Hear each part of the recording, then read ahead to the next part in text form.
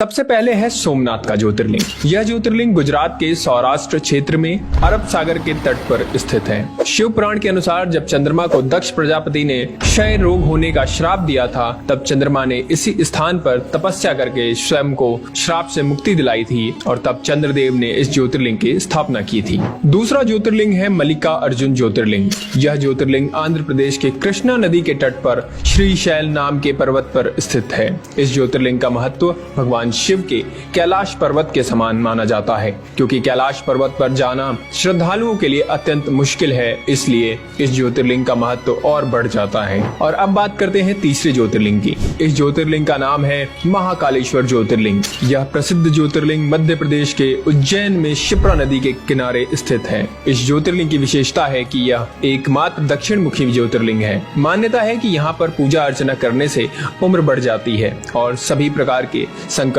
टल जाते हैं। चौथा ज्योतिर्लिंग है ओमकारेश्वर ज्योतिर्लिंग। यह ज्योतिर्लिंग मध्य प्रदेश के प्रसिद्ध शहर इंदौर के पास स्थित है। जिस स्थान पर ज्योतिर्लिंग है उस स्थान पर नर्मदा नदी बहती है और यह नदी चारों ओर बहती है, जिसमें यहाँ ओम का आकार बनता है, इसलिए इसे ओमकारेश्वर के नाम से जाना जाता है। मान्यता है कि तीर्थयात्री सभी तीर्थों से जल लाकर ओमकारेश्वर में अर्पित करते हैं और तभी उनके सारे तीर्थ पूरे माने जाते हैं। पांचवा है केदारनाथ ज्योतिर्लिंग। भगवान शिव का यह प्रसिद्ध ज्योतिर्लिंग उत्तराखंड में स्थित है। यह मंदिर समुद्र तल से 3200 किलोमीटर ऊंचाई पर स्थित है। यहाँ सर्दियों में भारी बर्फबारी होती है, इसलिए सर्दियों के 6 महीने यहाँ जाना मुश्किल है, अर्थात यहाँ दर्शन के लिए सिर्फ गर्मी में ही जाया जा सकता है। मान्यता है कि इस मंदिर का निर्माण पांडवों के पौत्र महाराजा जन्मेजय ने करवाया था। अब बात करते हैं छठे ज्योतिर्लिंग की, जिसका नाम है भीमाशंकर ज्योतिर्लिंग। यह ज्योतिर्लिंग महाराष्ट्र के पुणे जिले में पश्चिमी घाट या सह्याद्री नामक पर्वत पर स्थित है। यहाँ स्थित शिवलिंग काफी मोटा है और इसलिए इसे मोटेश्वर महादेव भी कहा जाता है। सातवां है विश्वनाथ ज्योतिर्लिंग।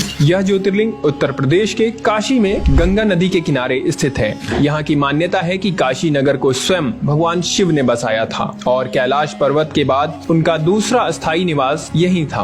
कहा यह भी जाता है कि काशी भगवान शिव के त्रिशूल पर टिका हुआ है और माना जाता है कि जिस जगह ज्योतिर्लिंग स्थित है वो जगह कभी भी लुप्त नहीं होती और सदियों से वैसी की वैसी स्थापित है। कहते हैं जो भक्त इस शहर में आकर भगवान शिव की पूजा करते हैं उन्हें हर तरह के पाप से मुक्ति मिल जाती है। आठवां ज्योतिर्लिंग है त्र्यंबकेश्वर ज्योतिर्लिंग। यह ज्योतिर्लिंग गोदावरी नदी के किनारे महाराष्ट्र राज्य के नासिक जिले में स्थित है। कहा जाता है कि गौतम ऋषि और गोदावरी नदी के बुलाने पर भगवान शिव को इस ज्योतिर्लिंग में आकर बसना पड़ा था। इस ज्योतिर्लिंग की सबसे खास बात यह है कि यहाँ ब्रह्मा, विष्णु और महेश तीनों ही विराजित हैं, जबकि अन्य सभी ज्योतिर्लिंग में केवल भगवान शिव ही विराजित हैं। अब बात करते हैं 9वें ज्योतिर्लिंग की, जिसका नाम है वैद्यनाथ ज्योतिर्लिंग। यह ज्योतिर्लिंग झारखंड राज्य के देवघर में विराजमान है। मान्यता है कि इसे लंकापति रावण ने स्थापित किया था। दरअसल इस शिवलिंग को रावण ने अपने 9 सिरों की भेंट चढ़ाकर भगवान शिव से वरदान मांगा था। 10वां ज्योतिर्लिंग है नागेश्वर ज्योतिर्लिंग। यह ज्योतिर्लिंग गुजरात के बडोदरा क्षेत्र में गोमती द्वारका के पास स्थित है।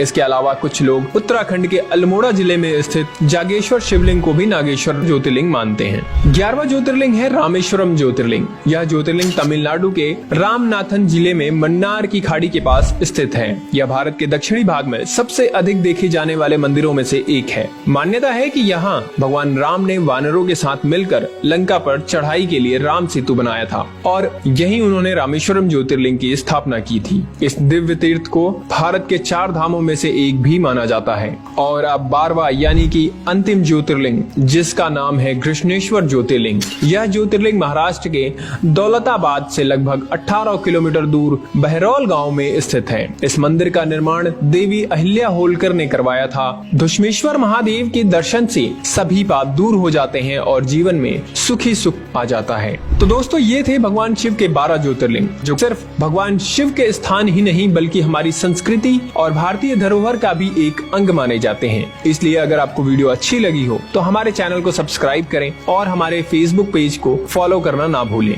वीडियो को लाइक करें और इसे शेयर करें, क्योंकि हम आपके लिए इसी तरह के और भी वीडियोस लाते रहेंगे। तो मिलते हैं आपसे अगली वीडियो में, तब तक के लिए हर हर महादेव।